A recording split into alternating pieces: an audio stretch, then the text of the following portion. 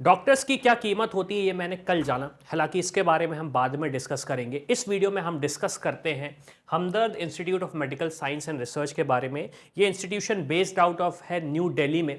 काफ़ी सारे स्टूडेंट्स का यही क्वेश्चन होता है कि अगर हमें इस इंस्टीट्यूशन में एडमिशन लेना है तो फीस क्या रहेगी, सेफ स्कोर क्या रहेगा, कोर्सेज क्या क्या ऑफर होते हैं और क्या हमें यहाँ पे एडमिशन लेना भी चाहिए या नहीं लेना चाहिए। वो सारी की सारी चीज़ें हम डिस्कस करने वाले हैं इस वीडियो में। अब देखिए, अगर एक जनरल ओवरव्यू में मैं डिस्कशन करना चाहूं, एक जनरल डिस्कशन अगर हम करते हैं तो ये इंस्टीट्यूशन है based out of new Delhi. अब जब इंस्टीट्यूशन बेस्ड आउट ऑफ है न्यू दिल्ली का, तो आप समझ सकते हैं कि इंफ्रास्ट्रक्चर वाइज अगर मैं बात करूं तो काफ़ी सारे पैरामीटर्स हमारे ऑलरेडी टिक हो रहे हैं। काफ़ी सारे पैरामीटर्स हमारे ऑलरेडी टिक हो रहे हैं। एक अच्छा नेटवर्क आपको मिल रहा है और सबसे इंपॉर्टेंट चीज़, देश के जो बहुत टॉप मेडिकल इंस्टीट्यूशन है जैसे कि एम्स दिल्ली, वो भी आसपास ही है। तो उससे एडवांटेज एज अ स्टूडेंट मुझे ये मिलता है कि अगर मैं यहाँ पे जाता हूँ पढ़ाई करने और मुझे कुछ चैलेंज मिलते हैं तो मेरे पास कुछ दोस्त हैं, मेरे पास कुछ कलीग्स हैं, मेरे पास एक ऐसा नेटवर्क है जिनके साथ मैं चीज़ों को समझ सकता हूँ और चीज़ें कर सकता हूँ। तो ये एक एडवांटेज मिलता है। दूसरा, क्योंकि देश की कैपिटल में है तो बहुत सारी ऐसी चीज़ें हैं जो कि ऑलरेडी वहाँ पे सॉर्ट आउट है। तीसरी चीज़, अगर हम पेशेंट फ्लो की बात करें तो पेशेंट फ्लो का तो डिस्कशन हमें करना ही नहीं चाहिए। क्यों? क्योंकि कैपिटल में है तो आपके पास पेशेंट फ्लो काफ़ी अच्छा आता है, सोफिस्टिकेटेड लोग आते हैं, काफ़ी सारी चीज़ें मिलती हैं और जो सब्सिडाइज्ड चेकअप होता है वो भी काफ़ी सारा मिलता है। तो as a student, as a parent, हमें काफ़ी सारी लर्निंग मिलती है अपनी अंडर ग्रेजुएशन के टाइम पे। अब डिस्कस करते हैं सबसे बड़ी चीज़ कि एडमिशन कैसे होता है, कौन कौन से स्टूडेंट्स एलिजिबल होते हैं एडमिशन के लिए। क्योंकि काफ़ी सारे पेरेंट्स और स्टूडेंट्स को यही कन्फ्यूजन होता है कि यहाँ पे अगर हमें एडमिशन लेना है तो हमें किस चीज़ की काउंसलिंग करनी पड़ेगी।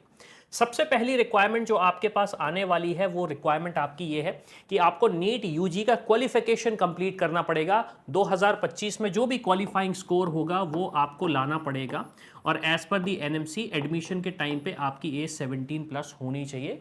मतलब 31 दिसंबर 2025 तक आपकी एज 17 प्लस होनी चाहिए at the time of admission. अगर वो नहीं होती तो चैलेंज आएगा। फिर दूसरी चीज़ ये है कि आपको काउंसलिंग रजिस्ट्रेशन करना पड़ेगा। अब काउंसलिंग कहाँ करना पड़ेगा? क्या हमदर्द जाना पड़ेगा, दिल्ली में जाना पड़ेगा, किसके पास जाना पड़ेगा? आपको जाने की कहीं भी ज़रूरत नहीं है। आपको सिर्फ और सिर्फ मेडिकल काउंसलिंग कमेटी, जो कि एमसीसी कराता, मतलब एमसीसी का फुल फॉर्म ही हुआ, उस काउंसलिंग के साथ आपको फॉरवर्ड करना पड़ेगा। क्यों? क्योंकि ये डीम्ड यूनिवर्सिटी है। डीम्ड यूनिवर्सिटी की काउंसलिंग सिर्फ एमसीसी ही कराती है, इसके अलावा और कोई नहीं कराता।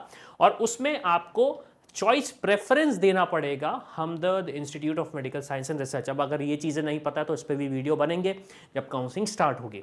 उसके बाद सीट अलॉटमेंट का प्रोसेस होगा। सीट अलॉट हो जाती है तो डॉक्यूमेंट वेरिफिकेशन, फिर फीस पेमेंट करेंगे, मेडिकल फिटनेस होगा आपका और फिर फाइनली जाके आपका एडमिशन फाइनल हो जाएगा हमदर्द इंस्टीट्यूट ऑफ मेडिकल साइंस में।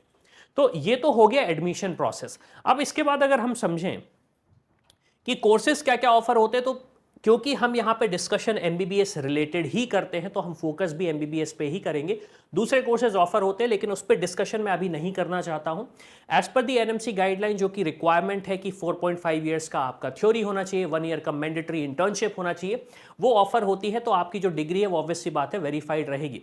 और सबसे इंपॉर्टेंट चीज़, मेरा हमेशा कंसर्न रहा है स्टूडेंट्स और पेरेंट्स के साथ कि उन्हें लगता है कि ये इंस्टीट्यूशन फेक है, ये इंस्टीट्यूशन फेक है। तो आपको एक चीज़ ये समझनी पड़ेगी, एनएमसी एक पब्लिक डेटा निकालती है। मतलब ऐसा डेटा जो ऐसा नहीं है कि किसी पासवर्ड के पीछे छुपा हुआ है, वो पब्लिकली आप देख सकते हैं। और किसी भी इंस्टीट्यूशन, मैं सिर्फ इसकी बात नहीं कर रहा हूं, किसी भी दूसरे इंस्टीट्यूशन की इंफॉर्मेशन आपको पब्लिकली अवेलेबल रहेगी। तो ऐसा नहीं कि कोई कमिटमेंट आपसे कर रहा है कि ये इंस्टीट्यूशन में ऐसा है और अल्टीमेटली कुछ और है। तो वो सारी की सारी इंफॉर्मेशन भी आपको इंटरनेट पे मिल जाएगी। अब इसके बाद अगर हम डिस्कस करें कि कितनी सीट्स हैं इस इंस्टीट्यूशन में, तो आप देखेंगे यहाँ पे जो डिवीजन है सीट्स का वो 3 डिवीजन में है। पहला है पेड डीम्ड सीट कोटा, जो कि क्योंकि डीम्ड यूनिवर्सिटी है तो होगा। एनआरआई कोटा है और मुस्लिम माइनॉरिटी कोटा भी है इस पर्टिकुलर इंस्टीट्यूशन में। 52 सीट्स हैं जो कि पेड या डीम्ड सीट्स हम बोलेंगे। फिर उसके बाद 23 सीट्स हैं आपकी एनआरआई कोटा में और मुस्लिम माइनॉरिटी कोटा में 75 सीट्स हैं। तो टोटल 150 सीट्स अवेलेबल हैं इस पर्टिकुलर इंस्टीट्यूशन में। अगेन कैटेगरी कोटा कन्वर्जन होता है, लेकिन अगेन वो एज पर दी एनएमसी होता है, जब एज पर दी एमसीसी होता है, और वो भी जब होगा तो उसके बारे में भी हम डिस्कस कर सकते हैं। लेकिन अगर आप एक ऐसे स्टूडेंट हैं जो मुस्लिम माइनॉरिटी को बिलोंग करते हैं तो ये एक ऐसा इंस्टीट्यूशन है जहां पे आप अपनी माइनॉरिटी का जो कोटा आपके पास है उसका एडवांटेज लेके आप यहां पे एडमिशन ले सकते हैं। अब इसके बाद क्वेश्चन ये आता है हमारे पास कि जो सेफ स्कोर रहने वाला है वो इस इंस्टीट्यूशन के लिए क्या रहेगा, और मैं कोटा वाइज डिस्कस करूंगा तो पूरा प्रॉपरली आप समझेंगे। अब आप यहां पे देखेंगे मैंने उस जो स्कोर है 2024 में जो जिस रैंक पे क्लोज हुआ था मैंने वो सारा मेंशन किया हुआ है। अगर आप एक ऐसे स्टूडेंट है जिसके पास ना तो एनआरआई कोटा है ना मुस्लिम माइनॉरिटी कोटा है, तो आप देखेंगे यहां पे जो कट ऑफ जा रहा है राउंड 1 में 621, फिर 620, 630 और 654। अब आप यहां पे एक चैलेंज आता है, मतलब एक क्वेश्चन मैं भी अपने आप से पूछ रहा था कि ऐसा क्या हुआ कि जिस स्टूडेंट की रैंक 23,000 आ रही है वो एक प्राइवेट मेडिकल कॉलेजेस में जाने की कोशिश कर रहा है, बल्कि यहां पे मैं ऐसे स्टूडेंट्स को जानता हूं जनरल कैटेगरी के जिनकी रैंक 35,000 थी और उन्होंने एक गवर्नमेंट मेडिकल कॉलेज चूज करना प्रेफर किया compare to going to a private medical college. मैं जानता भी ऐसे स्टूडेंट्स को। तो क्वेश्चन यही आता है कि इस तरीके से अगर कट ऑफ जा रहा है तो मतलब बहुत अच्छा इंस्टीट्यूशन हो सकता है। अगेन ये क्वेश्चन आता है स्टूडेंट्स के दिमाग में जिस पे मैं डिस्कस करता हूं। एनआरआई कोटे में आप देखेंगे 187, 280 एंड 372। मुस्लिम माइनॉरिटी की बात करें 560, 591, 600, 608। तो यहां पे हमने एक ट्रेंड देखा कि जैसे जैसे राउंड बढ़ते जा रहे हैं कट ऑफ इंक्रीज होते जा रहा है और इवन 654 पे जो नॉर्मल कोटा है उस पे कट ऑफ गया है। तो अगर हम सेफ स्कोर की बात करें नॉर्मल कोटे में तो आप ये समझ लीजिए ये इंस्टीट्यूशन लगभग 620 प्लस में तो आपको अलॉट होगा। 620 प्लस का तो स्कोर चाहिए ही चाहिए है। रीजन उसका ये है, इस इंस्टीट्यूशन के साथ एक जो एडवांटेज है वो ये है कि ये दिल्ली में है, और दिल्ली में होने से सबसे बड़ा एडवांटेज ये मिलता है कि अगर हम प्राइवेट कॉलेजेस की तरफ जा रहे हैं हमें हाई फीस देनी पड़ रही है तो हमें एक अच्छा आरओआई मिल सकता है, हम अच्छी लर्निंग ले सकते हैं जो कि यूजुअली मैंने देखा है दूसरे इंस्टीट्यूशंस में नहीं मिलती है। उसके साथ साथ आप एनआरआई कोटे का भी सिचुएशन देख सकते हैं। मुस्लिम माइनॉरिटी की मैं बात करूं तो 600 आप मतलब 600 की जगह अगर मैं बोलूं 580 का स्कोर लेके चले आप 580 में आसानी से अगर आपके पास मुस्लिम माइनॉरिटी कोटा है तो आप एक्सपेक्ट कर सकते हैं यहां पे आपको सीट अलॉट हो जाएगी। अब सबसे बड़ा सवाल यही आता है कि इस इंस्टीट्यूशन का फीस स्ट्रक्चर क्या है, तो हम फीस स्ट्रक्चर पे भी डिस्कशन कर लेते हैं।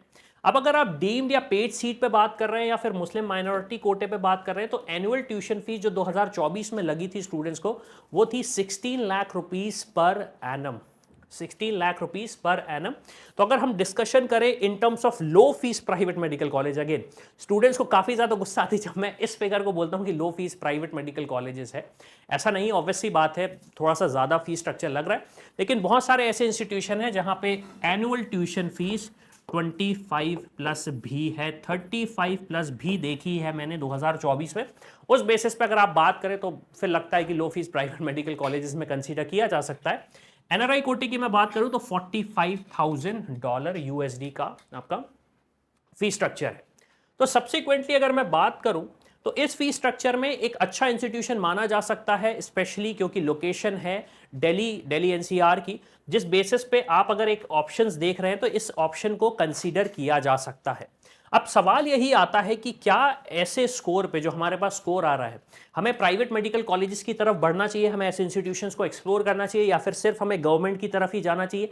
स्पेशली अगर मैं 654 के स्कोर पे बात करूं तो देखिए यहां पे आपको सिचुएशन में समझना पड़ेगा कि आप जिस गवर्नमेंट इंस्टीट्यूशन में जा रहे हैं क्या वहां पे आपको वो रिसर्च मिल सकती है जो आप एक्सपेक्ट कर रहे हैं अपने करियर से।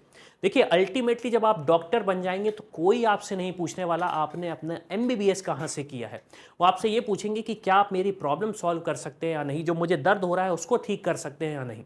तो ये चीज़ भी हमें देखना बहुत ज़्यादा ज़रूरी है कि हम सिर्फ इस चीज़ में ना रह जाए कि हमारा इंस्टीट्यूशन ऐसा है, हमारा इंस्टीट्यूशन वैसा है, वहाँ से लर्निंग कैसी मिल रही है, वहाँ से करियर हम क्या बना पा रहे हैं या नहीं बना पा रहे हैं, वो सबसे बड़ा क्वेश्चन होता है। स्पेशली प्राइवेट मेडिकल कॉलेजेस की अगर मैं बात करूँ तो काफ़ी सारे स्टूडेंट्स गलत इंस्टीट्यूशन चूज़ कर लेते हैं। तो उसके लिए आप ये कर सकते हो, आपके पास अगर एक बजट है या फिर आपके पास एक स्कोर है तो आप हमारी टीम को रीच आउट कर सकते हो, समझ सकते हो कि हम आपको कैसे हेल्प कर सकते हैं एक सही कॉलेज चूज़ करने में। क्यों? क्योंकि पर्सनली मेरा भी एम है कि 15,000 25,000 स्टूडेंट्स को मैं डॉक्टर बना सकूं ताकि जो प्रॉब्लम है इंडिया में लैक ऑफ डॉक्टर्स की वो फिक्स हो सके।